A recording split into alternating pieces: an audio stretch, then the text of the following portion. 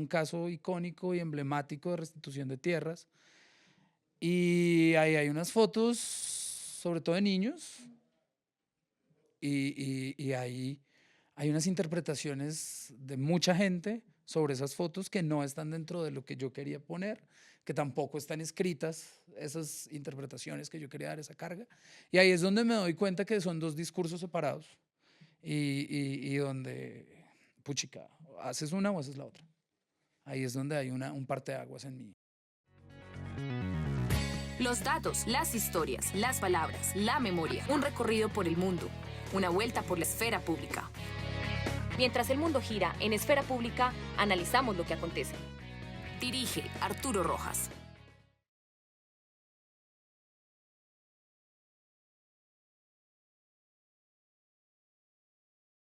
Hola amigos, bienvenidos a Esfera Pública, un nuevo episodio aquí desde el Politécnico Gran Colombiano en alianza con Sala Contacto y con el Laboratorio de Periodismo Digital Artículo 20 Lab. Como siempre, invitados muy buenos. Hoy tenemos un invitado especial que nos va a hablar sobre imagen, sobre fotografía y sobre lo que pasa en el periodismo en Colombia en este momento. Camila, bienvenida. Muchísimas gracias, Arturo, y gracias a todos los que se conectan a Esfera Pública.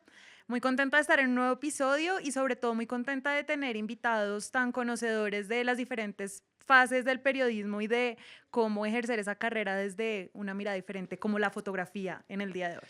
Oiga, y no nos dice muy contenta de estrenar otro set porque Ay, es estamos en set cierto, diferentes, es ¿no? verdad, cada vez Sí. mejorando para la audiencia. Ahí vamos mejorando.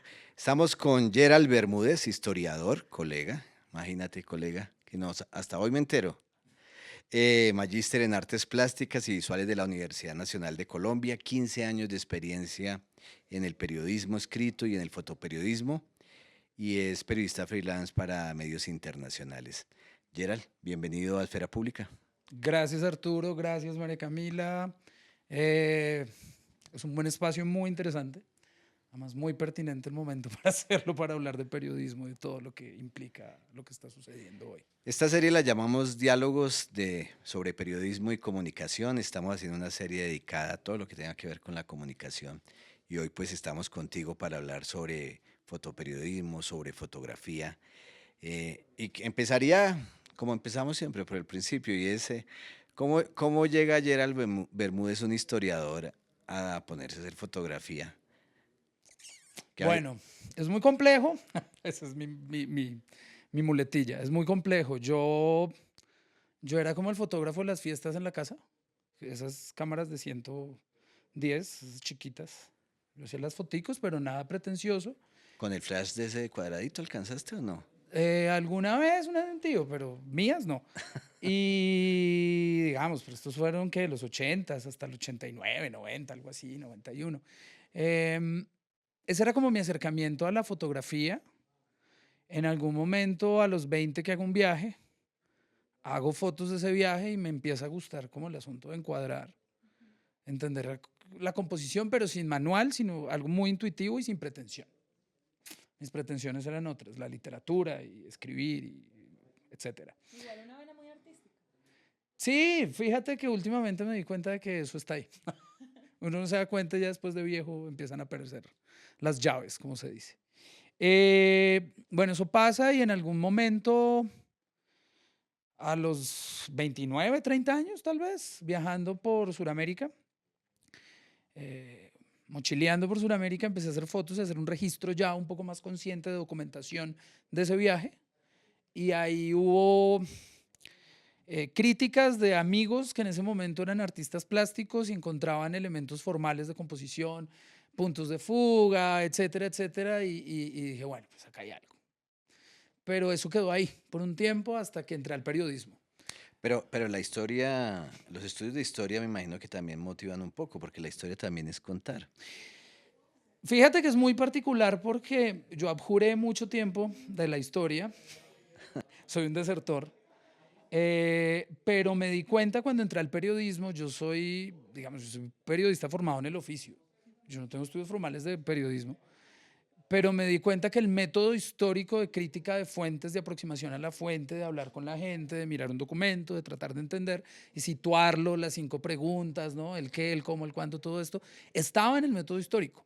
Entonces ahí encuentro una relación que empata muy bien y en algún punto de mi vida yo tenía un blog y una colega que tal vez tú conoces y pues, de pronto los más jóvenes no, Constanza Vieira. Constanza me dice como, ahí hay algo para hacer en periodismo y entró a trabajar en Confidencial Colombia y entró a trabajar haciendo fotos porque, porque me di cuenta que me gustaba lo que escribía verlo, entonces hacía las fotos y luego escribía el caption. Ahí había una cosa como muy rara, que no fue tan productiva al principio porque terminaba siendo redundante en términos de lo que se decía en el discurso fotográfico y el discurso escrito, ¿sí? Pero un buen training, fue una buena escuela con María Alejandra Villamizar, fue increíble, fue maravilloso. Eso es bien interesante y nos cuentas que mezclabas la fotografía con la redacción. Y a veces una foto o una imagen dice más que las palabras incluso. Pero ¿no te pasó o cuéntanos alguna experiencia en la que tú hayas tomado alguna foto en la que de pronto hubiera tenido una interpretación diferente a la intención con la que tú la tomaste y no estaba como esa parte escrita en la que pudiste haber apoyado, aclarado o haber sido más contundente con lo que querías mostrar con esa foto? Muchas, muchísimas. Yo me acuerdo de un trabajo que hice yo trabajé mucho tiempo sobre la hacienda Las Pavas en el sur de Bolívar, que es un caso icónico y emblemático de restitución de tierras. Y ahí hay unas fotos, sobre todo de niños, y ahí hay unas interpretaciones de mucha gente sobre esas fotos que no están dentro de lo que yo quería poner, que tampoco están escritas esas interpretaciones que yo quería dar esa carga. Y ahí es donde me doy cuenta que son dos discursos separados y donde, puchica, haces una o haces la otra. Ahí es donde hay un parteaguas en mi ejercicio. En ese sentido, ese tipo de fotografía que has hecho, hoy tenemos a la exposición de Jesús Abad Colorado que está permanente y digamos nosotros tenemos fotógrafos o fotoperiodistas como Manuel H., eh, Luis Acuña, que fueron, digamos, reconocidos. En esa historia de la fotografía, ¿alguna motivación, por ejemplo, el mismo Jesús Abad? Porque veo que trabajas un poco, no sé si desde la mirada precisamente, pero sí el territorio, la región, tú lo has trabajado bastante. Fíjate que es muy curioso porque mis referentes fotográficos no están enraizados dentro de la fotografía colombiana y el conflicto en ese momento incipiente al comienzo del ejercicio mío. Mis referentes fotográficos pues son otra cosa, como, no sé, Steve McCurry, ¿sí? Sin embargo, es muy curioso y es muy bonito, ese es un arco narrativo en mi vida muy bonito. Yo conozco el trabajo de Carlos Villalón en el 2000 sobre las FARC en la Caquetania, en Nat Geo, en National Geographic. Y para mí fue algo como importante. Yo dije, esto yo lo quiero hacer, me parece interesante, en algún momento lo haría. Y pues a la vuelta de los años, hace, no sé, unos 5, 7, 8 años, nos volvimos socios de un espacio de fomento de fotoperiodismo que se llamaba Ojo Rojo. Y ahora somos muy grandes amigos, igual con Stephen Ferry, lo mismo pasó. Referentes que tuve que se terminaron volviendo amigos. Entonces es una buena manera como de tener esos referentes sin endiosar, sin tener este asunto arquetípico, prototípico. A Chucho Abad lo conozco ya mucho después, cuando yo ya estoy metido en este ambiente, y nos hacemos amigos, reconozco su trabajo, pero digamos como que yo lo tenga como una referencia, no lo vería así. Mis referentes para trabajar la ruralidad, el conflicto o eso que llaman los territorios son más desde lo escrito. La Vorágine, Alfredo Molano, Germán Castro. Y esto te estoy hablando de, bueno, Olga Bear, y te estoy hablando de 1989, 90, cuando yo era un niño, no sé, leía Noches de Humo, El Carina, bueno, todas estas vainas que yo decía como, wow, sí, hay otra cosa, hay algo más grande más allá de Ibagué, donde yo crecí, sí, es eso. Y el riesgo, ¿no? El riesgo Bueno, de... esa es otra cosa, el riesgo en los territorios pues era es muy particular. Yo tengo un evento canónico en mi vida que es la toma del Palacio y Armero. Mi papá en ese momento era socorrista de la Cruz Roja voluntario y bombero voluntario, y le tocó atender armero y estar como en alerta y a disposición de si pasaba algo en el Palacio de Justicia. Y ese sentido como de riesgo mezclado como con alguna aventura o intrepidez estaba ahí en la casa siempre. Siempre, siempre, siempre mi papá iba a Guapi, venía aquí, mantenía viajando. Y creo que eso está incorporado en mi ethos. Chévere. ¿Y cómo es la interacción ya luego de que decides ir a territorio, de que ya sabes que quieres ir a hacer fotoperiodismo? ¿Cómo es esa interacción con las comunidades y con las personas? Porque retratarlos no siempre es fácil. Yo tuve una experiencia, yo fui voluntaria en Riohacha y a veces cuando iba a fotografiar a las comunidades o se ponían bravas o no estaban seguros para qué era o no conocen las cámaras y también les puede dar miedo. ¿Cómo fue esa interacción y será que siempre debemos tener como la aprobación de esas personas para fotografiarlos? ¿Qué manejo le dabas en esos momentos de cubrimiento? Bueno, como les dije, lo mío ha sido como muy tanteando y formado con colegas. Digamos, fotográficamente, y esa es una colita que me quedó faltando. Yo aprendí mucho de un fotógrafo que se llama Sergio Serrano, y aprendí de otros grandes fotógrafos que durante los 80s, 90s también trabajaban este tema, más como en unos términos no tanto de la fama que se maneja en este ámbito, porque es un ámbito de egos y fama que es hartísimo.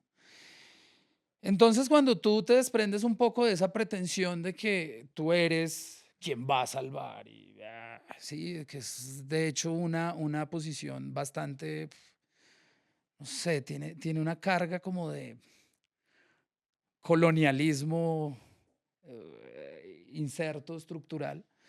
Entonces tú asumes una posición y es, yo estoy llegando a un territorio que yo no conozco, empezando porque uno no conoce, porque uno no vive. Así vayas 500 veces y seas el súper amigo de este campesino cocalero o el súper amigo de este guerrillero o qué sé yo, no es tu territorio. No lo habitas. Sí, digamos, no lo transformas y no te ha transformado necesariamente como los transforma a ellos. Entonces, primero que todo, pues entender que no es tu casa. Entonces, todo lo que te digan como guianza, como normas, como marco, que no vaya en contra de tu ejercicio periodístico, pues es una norma. Dos, entender que son personas. Ese es otro problema muy, muy, muy complicado, es muy barraco que hay mucho periodista. Me acuerdo mucho de una imagen de, ¿cómo se llama este tipejo? Luis Carlos Vélez, en Mocoa, en la avalancha Mocoa, con una camiseta Columbia, de estas de explorador, ¿no? Parado así como el gran... En no cámara. sé, en Sí, cámara, claramente. O sea, claro. por fuera de cámara se montó Sí, una sí, sí. camioneta a tener aire acondicionado porque se muere. No se untó un poquito así de No, de barro. pronto se montan como este Sí. señor en La Dana, en Valencia, y tratan a la gente como una cosita, ¿sí? Como un objeto. Entonces, vamos a hablar de esta mata. Entonces, esta mata es artificial, esta mata es un helecho, pero es de mentira. Pero el centro es él. Más el fin del reconocimiento de su La gravitas es trabajo, él, de lo todo que orbita hizo. alrededor de él. Sí. Yo estoy acá y yo soy y yo estoy. Entonces tú encuentras eso muchísimo en el fotoperiodismo y sobre todo de conflicto. Yo fui el primero que entró a tal parte. Yo fui el primero que hizo. Yo soy el que más sabe todo. Yo soy el que más hace. Y es como, men, pero pues ahí hay gente que sabe más que tú porque vive ahí. Y de hecho hay un asunto muy complejo de extractivismo. Es muy difícil. Pasa mucho con los medios internacionales de estos periodistas que llegan a un sitio, sacan y se van. Siendo que ahí en esos territorios, como tú me contabas ahorita del Valle del Guamués, existen muchísimos periodistas y comunicadores locales que pueda que el contexto lo tengan más claro y y esos son unos aliados increíbles. Entonces, también en territorios yo echo mano de esos aliados, más que de las autoridades, porque por lo general en ese tipo de contextos la autoridad es una barrera. Entonces tú echas mano de los colegas locales, y tienes que hacer un barrido y tienes que tender relaciones. Lo otro es también respetar eh, los contextos en los que estás. No es lo mismo entrar a un campamento de un grupo armado ilegal a tratar con ellos, donde hay una estructura militar vertical, que entrar a una casa de familia campesina, donde muchas veces por tu venir de afuera y esta idea esta imagen de sumisión a lo citadino y demás. Entonces tú tienes como la autoridad y ellos obedecen, que eso pasa y entonces hay que bajarse un cambio y asumirse ahí como muy horizontal el asunto. Ahora, en términos prácticos, bueno, hace un año ya no porque dejé de fumar, pero antes yo cargaba, pues yo siempre fumé piel roja, entonces cargaba un paquete de piel roja y siempre cargo una petaquita de alcohol, un flask. Y ese es el mejor La palanca de método interacción. para abrir puertas y es en serio. Tú, si ves que una persona está fumando y esa persona es la que te puede abrir las puertas o te puede dar información, le ofreces un cigarrillo y nadie se va a negar. Si ves que esta persona está en un billar y está jugando, no sé, billar y toma trago, pues tú sacas tu petaca, te echas un trago y te preguntan eso qué es y sin lío. Y ahí ya rompes esa barrera que es mucho más fácil a llegar como con toda esta parafernalia. Soy el periodista Abraham Campo, que acá llegué yo. No, es por ahí. Es cierto lo que dice. En Tumaco a mí me sucedió alguna vez, como la base militar queda ahí, ¿no? Al lado de, En el digamos, morro. sí. eh, pues yo llegué a Tumaco y no sabía que me estaban vigilando desde que había aterrizado. Y entonces, pues me fumé unos cigarrillos, también fumaba en esa época, ya, no, ya lo dejé hace más tiempo. Eh, y logra uno interactuar con las personas gracias a algunos, en este caso a esos elementos que permiten que haya un sitio de reunión y uno pueda interactuar con ellos. Tú mencionabas algo que me parece clave en el periodismo, digamos que uno en términos generales busca la verdad, eso que se podría llamar la verdad. Sin embargo, yo cito mucho a Kapuscinski, que Kapuscinski dice que hay que estar al lado de quienes sufren, de quienes viven en esos territorios, de quienes están bajo unas condiciones mucho más difíciles. En la fotografía que haces o que has hecho durante este tiempo, ¿cómo tramitas eso que puede ser un problema ético ¿El dolor del o otro o el mío? deontológico? ¿O el que yo Bueno, recibo ahí y la carga? O sea, ¿cuál? O el camino que vas a tomar de claro, que ¿qué es cubrir. lo que vas a contar? Ujú. ¿Cierto? Cuando ves una población que tiene un sufrimiento, pero digamos que hay algunos aspectos que pueden generar conflicto en términos de la interpretación. A mí alguna vez, fotoperiodista muy famoso, eh, me increpaba, éramos muy amigos, ya no tanto, me increpaba porque yo no tenía el gran éxito que tenía él. Entonces, éxito traducido como la capa del New York Times o la capa de qué sé yo qué medio. Me decía, es que yo no entiendo, usted tiene buenas fotos, pero no tiene nunca la portada de este y la portada del otro y la portada de tal. Y en última instancia, a mí lo que no me interesa es el editor. A mí el editor es lo último que me importa. A mí me importa es con quién estoy. Entonces, por ejemplo, si tengo esta persona en el Darién que se acaba de partir una pata, está ahí tirado, gritando, pues lo primero que uno intenta hacer es ver qué puede hacer para ayudar a esta persona y después sí hacer una foto. Es un terreno muy delicado y es un terreno de muchas sutilezas porque depende del contexto y depende de la acción. Es decir, para denunciar el genocidio en Gaza por parte del Estado de Israel en este momento, las imágenes crudas son necesarias. Pero, pero, para mostrar el dolor de las madres de Soacha, de los falsos positivos, no es necesario ahorita tenerlas al frente tuyo llorando, destrozadas, hechas nada. Depende del contexto y depende de qué tengas que contar. Entonces es muy relativo. Yo no te puedo dar una fórmula sobre eso, cómo funciona y cómo me muevo, porque depende mucho de la historia y del contexto. ¿Sí? Hay historias donde sí es necesario el disparo de la foto del tipo caído agonizando y tienes mil ejemplos. ¿Sí? La niña de Nikud, la niña esta en Vietnam quemada con napalm, fue necesaria. ¿Sí? Pero tú no necesitas eso, por ejemplo, en este momento en el plateado. En el plateado tú no necesitas a alguien con una mano mocha así recién cortada por un dron, porque sabes que está pasando y es claro, ¿sí? Y no es necesariamente el rol o esa foto va a cambiar algo en ese contexto, porque no movilizaría opinión para hacer eso, porque ya la opinión está movilizada hacia allá. Es muy contextual, ¿sí? No hay una respuesta absoluta. En mi caso, lo dejo a consideración de lo que esté pasando y de lo que yo logré hablar con la gente. Y ha habido casos en que te dicen, necesitamos una fotografía para que la gente vea determinada cosa, determinado aspecto de la realidad que puede no ser el más certero. ¿Quién? ¿La misma comunidad o el editor? El editor. Sí, claro, siempre lo piden y pues depende, si no, digamos, si no entra en estas honduras de ir en contra de la dignidad de esa persona, de la dignidad del otro, si no entra a deshumanizar al otro, si no entra a revictimizar al otro, está bien, pero tú tienes también que tener eso en cuenta. Yo me acuerdo mucho cuando aparecieron estos niños del Guaviare, los niños que se perdieron en la selva, hace como un año y medio. Yo estaba trabajando bueno, para varios medios, pero trabajé para un medio brasilero. Y ellos estaban pidiendo, yo tenía acceso, por ya algo personal, tenía acceso a familiares de los niños.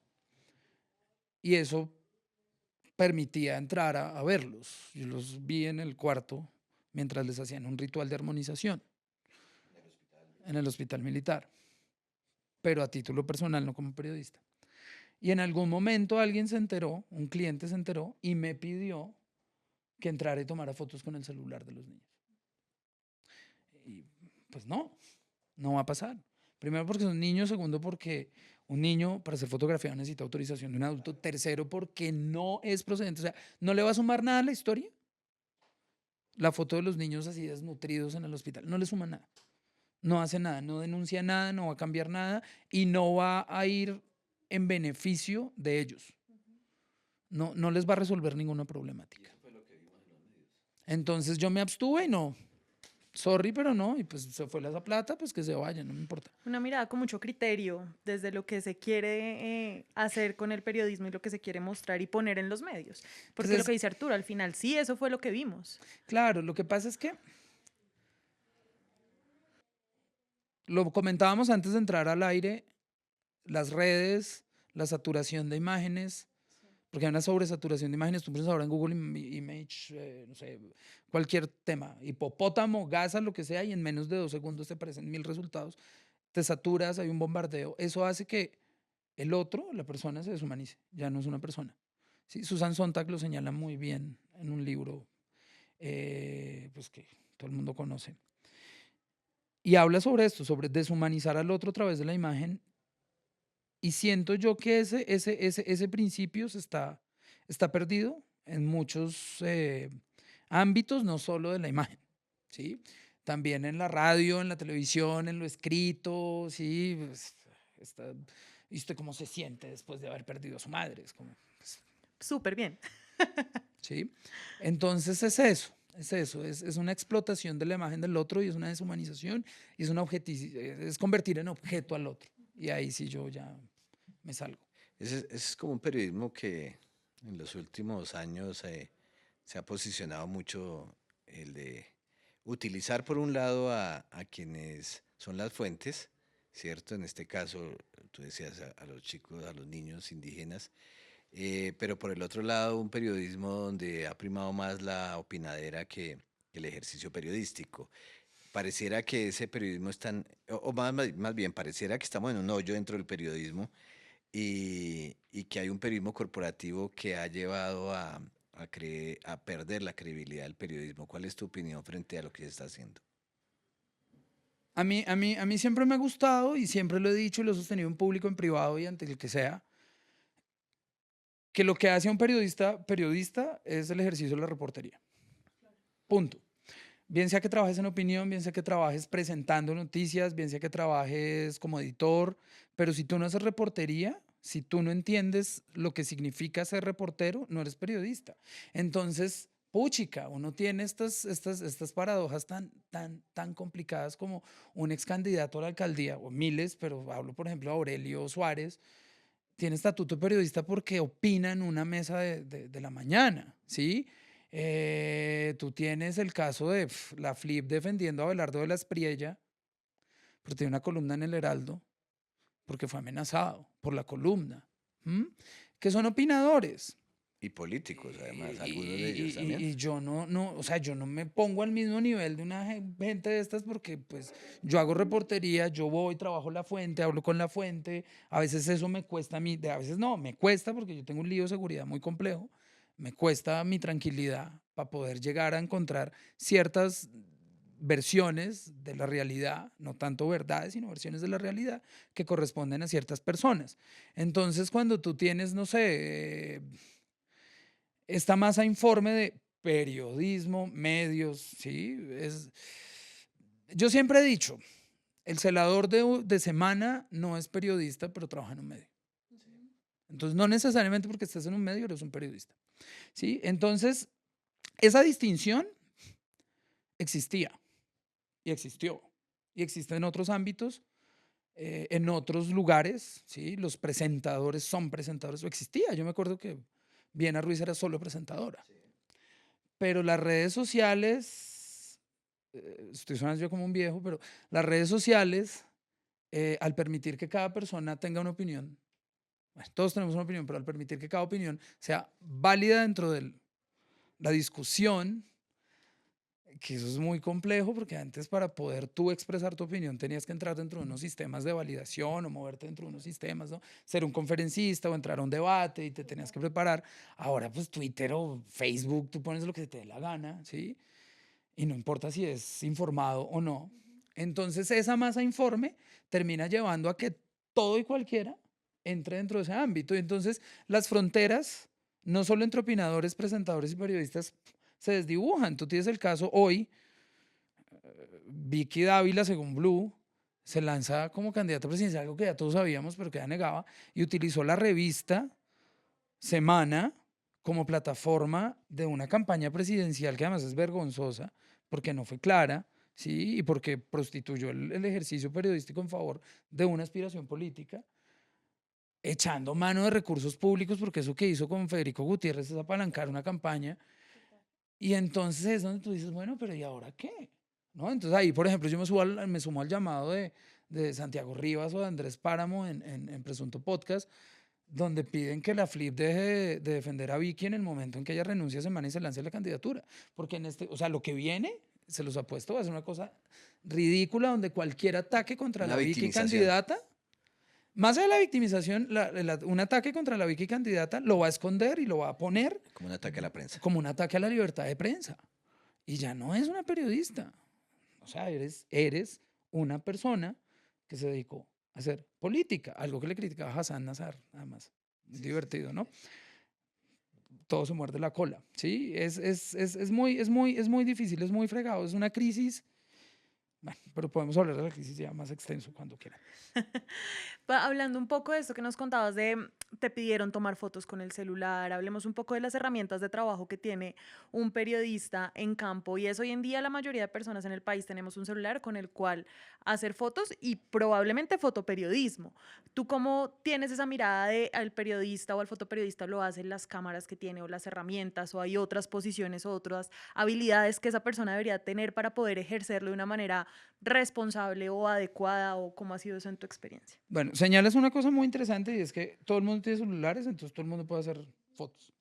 ¿Sí? Y eso ha generado que, por ejemplo, desde hace unos, no sé, unos años para acá, los noticieros de televisión se inventan una que se llama El periodista es usted, soy yo, una cosa así. Entonces evitan tener un corresponsal, no pagan por el material y publican y llenan la parrilla. Entonces eso es absolutamente horrible. Además va en contra de nosotros, es lesivo. Además, estéticamente, ¿no? Porque determinaron fue publicando fotos verticales, entonces la mitad de la pantalla no tiene nada, pero ya nos acostumbraron a eso. Es que es eso, entonces ahí es donde se empieza a perder la línea entre la red y el medio. ¿Sí? Las redes y los medios ahorita están tan imbricados que uno ya no sabe qué hacer. Yo, por ejemplo, ahora me informo en Twitter. ¿Sí? Bueno, pero entonces volviendo a lo que tú señalas, hay que tener unos mínimos éticos y técnicos. O sea, yo no digo que tiene que ser la super cámara, porque yo tengo cámaras especializadas para unas cosas.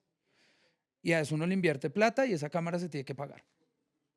Así de sencillo. Es una herramienta de trabajo. ¿Sí? Pero yo también he trabajado con celular.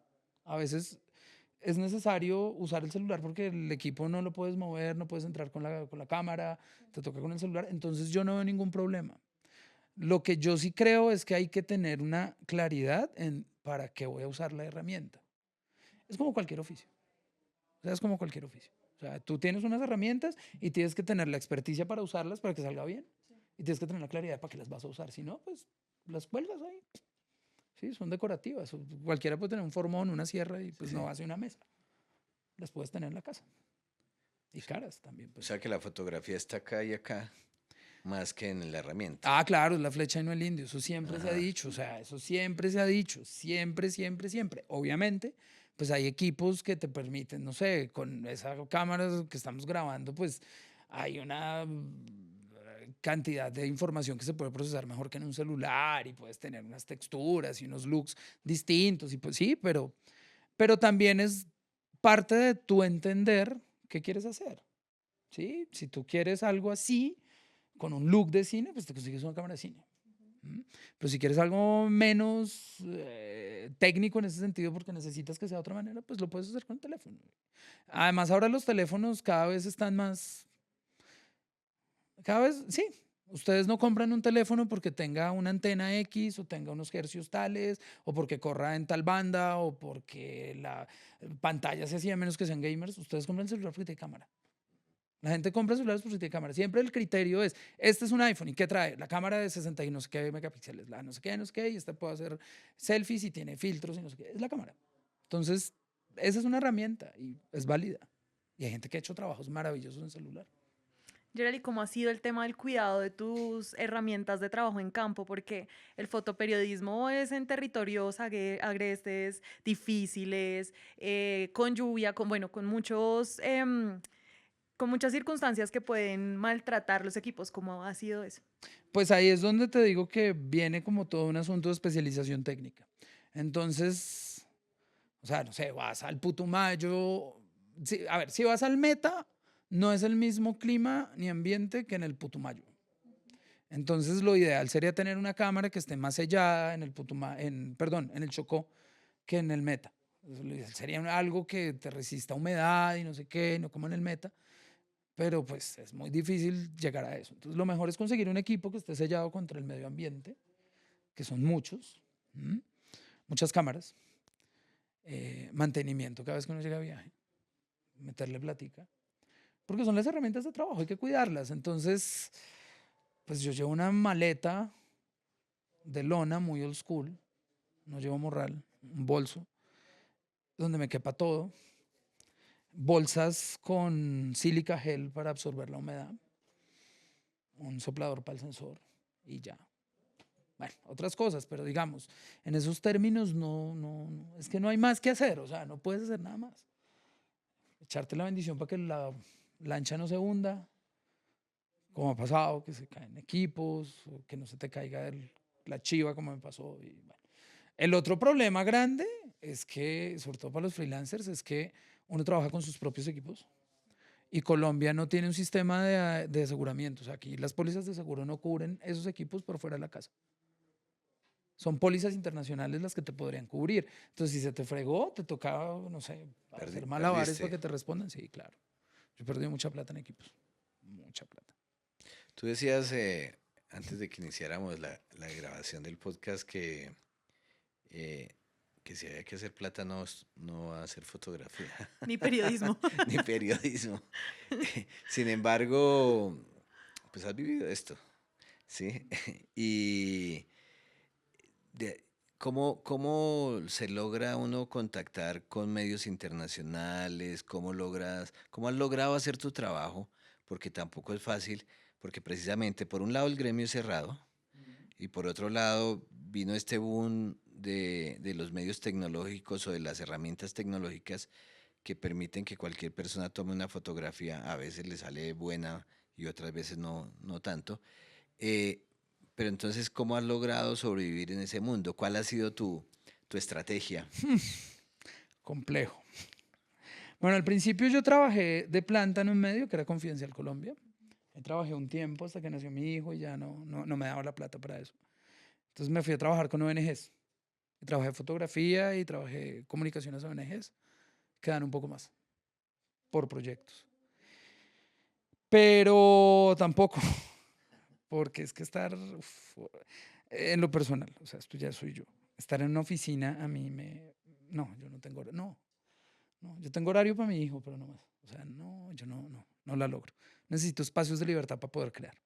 Entonces, uno comienza a conocer gente desde sus redes, así como yo te conocí a vos, no necesariamente como algo formal de un trabajo. Uno empieza a conocer gente, esa gente lo lleva a otra gente, esa gente lo lleva a otra gente, y uno tiene que sí ser muy claro y muy hábil en saber esa gente que quiere de uno. Entonces, yo tengo unos clientes que quieren X cosa y otros clientes que quieren Y, entonces yo le ofrezco a estos X y a estos Y, ¿sí? Sí me he mantenido, sí hay un problema, es la pauperización del oficio y es una crisis global, no solo del fotoperiodismo, sino del periodismo en general. Sí, es bestial, es una cosa bestial es el término, desde hace unos 10, 12 años. Recién entré al periodismo, yo siempre llego tarde a muchas cosas. Entonces recién llegué, la crisis así, ¡pah! Internet y Twitter, ¿no? Hay que hacer noticias en 140 caracteres y ese era un reto. Entonces ya no es como tú escribes y tú haces foto, no, ahora haces fotos, haces video, escribes y haces podcast. En ese momento no era podcast, era audio. Y era como, ¿Te acuerdas que el tiempo creó un sistema donde todos los periodistas tenían que producir las tres y cualquiera ya fuera del canal, del periódico o de las revistas que tenían, podía coger de ese, era una especie de banco. era un banco. Y de hecho, pues así nos preparan. Yo soy de una generación más para acá que para allá. Y nos preparan para ser profesionales integrales. Entonces los comunicadores sociales tenemos que escribir y tomar foto y editar y hacer de todo. Pero entonces ahí hay una cosa muy particular y es que es una crisis que se auto perpetúa.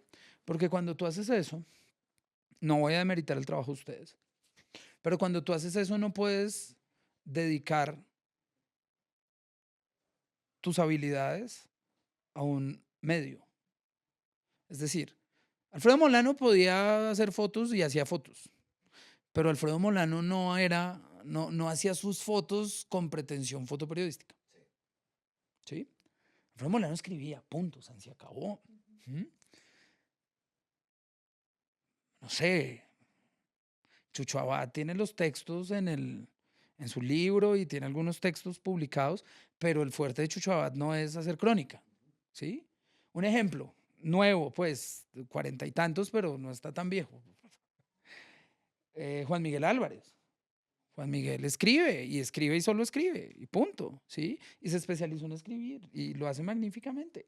Eso hace que todos tus skills vayan desarrollándose. Cuando tú haces esta vaina como multitasking, así de una forma tan agresiva, no terminas de profundizar en un medio. Entonces, todo termina siendo algo como muy somero. Y yo siento que esa crisis, digamos, se refleja también en dónde publicas eso. Entonces tú ves redes sociales llenas de estas vainas, estas notas, y a la larga es como, ¿por qué no hay? Esa es una queja, ¿no? ¿Qué pasa? ¿Por qué estamos en crisis? ¿Por qué ya no hay esos grandes cronistas? Pues porque nadie le está pagando para escribir crónica. Me están pagando porque escribes un artículo de 2 párrafos y eso que ahora los robots de Machine Learning ya te escriben 2 párrafos. Tú metes un prompt con unas palabras clave y te bota una nota, ¿sí? Entonces, pues ya ni vas a servir para eso y ya la foto ahora la hace Midjourney y el video lo están haciendo las herramientas, entonces ya ni siquiera se va a necesitar. Entonces, eso a mí siempre me ha parecido muy complejo, muy difícil. Em, esa,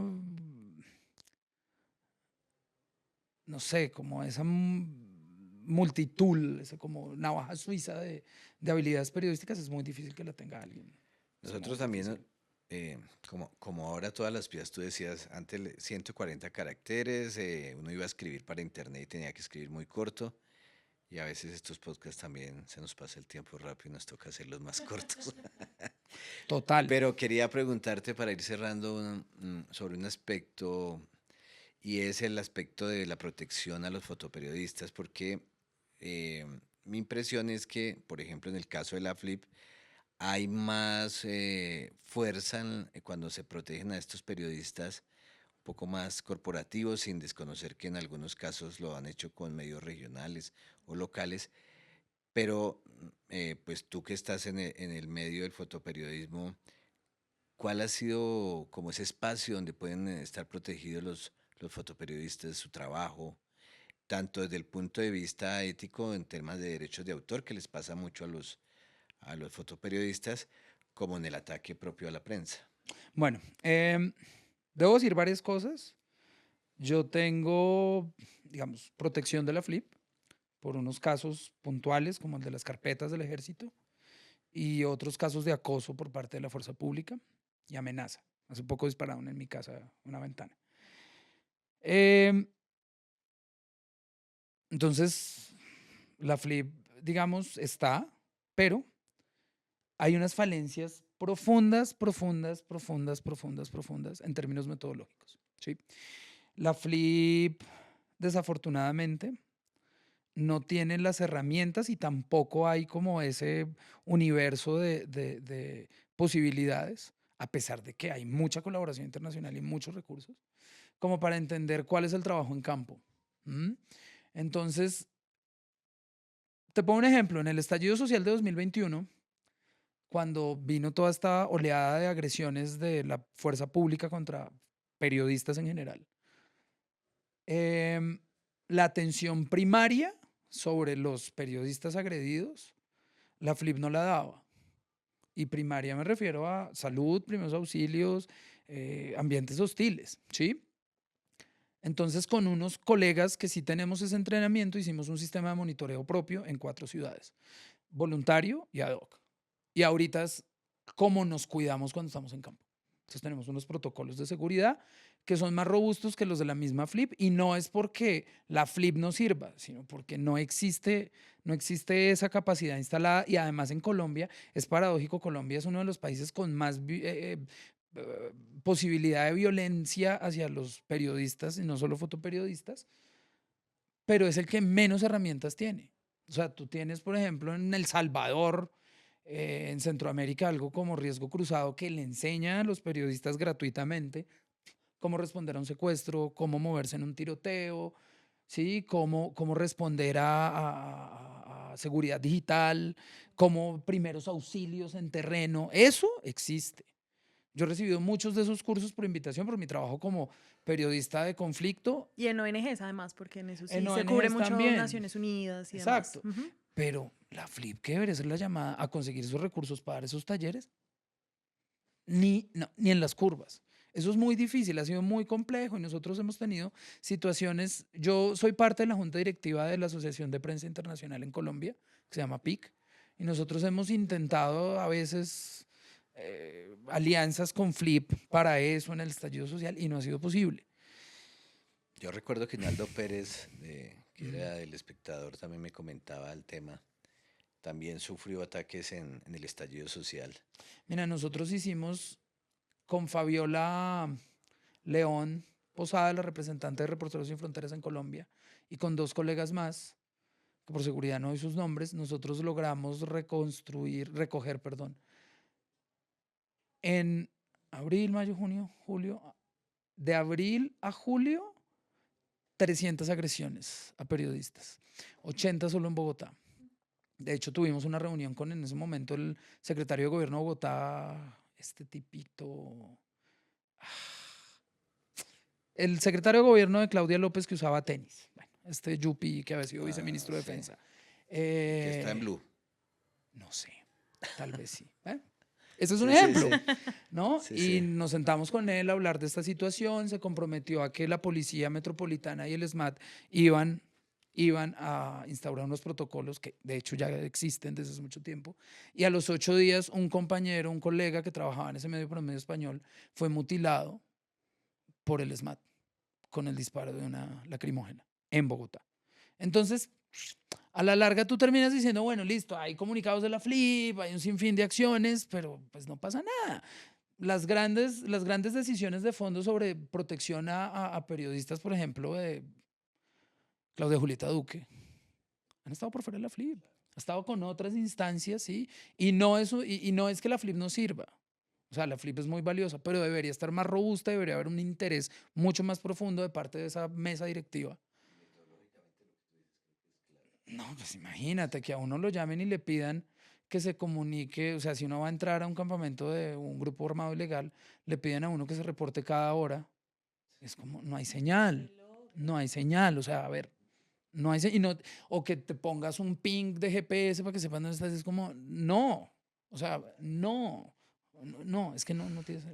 Gerald, ya la última pregunta para cerrar, porque efectivamente el tiempo es limitado y un poco porque me quedo reflexionando de nuestros episodios anteriores y para los que nos ven, pásense por el que hicimos sobre comunicación para el desarrollo. Un poco en ese episodio hablábamos de cómo la comunicación llega a los territorios y empodera a las personas para comunicar su realidad. Y tú al inicio del podcast nos decías, así yo vivo, así yo viaje al territorio, pues realmente nunca voy a experimentar y a vivir lo que las personas en territorio viven. Como un fotoperiodista o como desde tu experiencia, desde lo que haces, has podido transmitir a las comunidades y a las personas en territorio un poco de tu profesión o les has podido enseñar para que ellos mismos puedan hacer un poco de esto y contar sus realidades desde su propia mirada, que creo que hoy en día también puede ser como una responsabilidad o un granito adicional del periodismo y de esto que conocimos en un episodio de Comunicación para el Desarrollo. Pues mira, yo siempre procuro que si me piden un periodista en X región, yo procuro dar los teléfonos. Un periodista que vaya a X sitio, yo doy los datos de esa persona que está allá. Eso es lo primero. Yo procuro hacer eso. Segundo, pues lo que se necesite, no sé, es que yo parezco un telecom de los viejos. 24/7, entonces me llaman que se necesita esto, que si puedes ayudar a que donen tal cosa o algo, uno intenta conseguirlo, ¿sí? He donado mucho tiempo para talleres, para colegas en foto y en periodismo escrito, mucho tiempo. Con las comunidades NASA del norte del Cauca hicimos, desde que empezaron las liberaciones de la Madre Tierra en 2015, hemos hecho como 4 talleres de periodismo en general, ¿sí? Como bases periodísticas, porque allá es más fuerte el asunto radial. Entonces es eso, es como intentar donar lo que uno pueda en tiempo o en lo que sea, ¿sí? Y ayudar a generar redes. Yo creo que el futuro del periodismo para vencer esa pauperización, esos grandes conglomerados, ¿no? Estos vampiros empresariales y estos periodistas políticos, yo creo que es la red, ¿sí? Entonces, la red y las instituciones propias son una de las maneras, por ejemplo, entonces respondiendo también a eso, desde hace un año estamos buscando crear un sindicato de periodistas, que no hay. Y la idea de la vocación de ese sindicato es que sea descentralizado, que todos podamos tener acceso, ¿no? Y pues el sindicato tendrá vocación de derechos laborales, derechos de patrimonio, de propiedad intelectual, que era algo que tú tocabas hace un rato, ¿sí? Que Colombia además es uno de los peores países en esa legislación. Y de verdad de una instancia gremial que nos permita a nosotros también generar unas críticas internas en el ejercicio. Porque es que no puede ser que esto se llene de cualquier cosa y uno no puede decir nada. O sea, es que nadie dice nada. Esta señora se lanza a la presidencia y nadie dice, ¡hey! Esto está mal, ¿no? No, la Muy bien. máxima autocrítica es, pues, si no les gusta, cambien el diálogo, cambien de Exacto. canales. O no voten por O no ella. voten por o- ella. Exacto. Yo sí creo o sea, una salida a eso es descentralizarlo, generar unas instancias que nos permitan a nosotros defender esos ingresos, porque no es lo mismo lo que gana alguien acá. Ni siquiera en semana yo creo que ganan como 1.000.000 de pesos y es lo mismo que pagan por allá en algún pueblo en el Caquetá, con la diferencia de que toca que el alcalde de esa pauta, Sí. ¿sí? Generar instancias gremiales sólidas, fuertes, descentralizar el ejercicio y devolverle el periodismo a los periodistas. O sea que podemos tener un podcast para hablar de ese sindicato después. Sí, cuando quieran. Listo. De hecho, necesitamos convocar gente, Muy bien. porque está jodido. Está jodido. Bueno, Gerald, muchísimas gracias A por ustedes. estar acá en Esfera Pública. Espero que la hayas pasado bien. Sí, está divertido. Después te damos tinto. Sí, no, pues ya me tomé el del día. Ah, bueno. Bueno, muchas gracias. Acabamos así con Gerald Bermúdez el día de hoy esta charla. Tenemos la del sindicato pendiente, vamos a ver cuándo la programamos, pero me parece muy interesante. Camila, nos vemos. Así es, muchas gracias a todos los que nos acompañaron, a Gerald por aceptar esta invitación y nos vemos en un próximo episodio de esta serie de diálogos de periodismo y comunicación. Esfera Pública. 180 grados de información y 180 grados de análisis. Mientras el mundo gira, en Esfera Pública analizamos lo que acontece. Has escuchado un producto original de Esfera Pública Podcast, diálogos sobre periodismo y comunicación, bajo la dirección de Arturo Rojas, con el apoyo de Sala Contacto y Artículo 20 Lab, Laboratorio de Periodismo Digital del Politécnico Gran Colombiano. Periodistas Arturo Rojas y María Camila Medina. Producción periodística, Catalina Jiménez. Realización audiovisual, Paula Fino. Contenido de redes y asistencia de producción, Adrián Paz y María Alejandra Marín. Diseño gráfico, Laura Calderón. Cámara, Gabriel Gutiérrez, Nicolás Vera, Ana María León y Julie Barreto. Sonido Salma Delgado y edición, Ana María León y Nicolás Vera. Síguenos para más episodios sobre periodismo y comunicación en Esfera Pública. Podcast.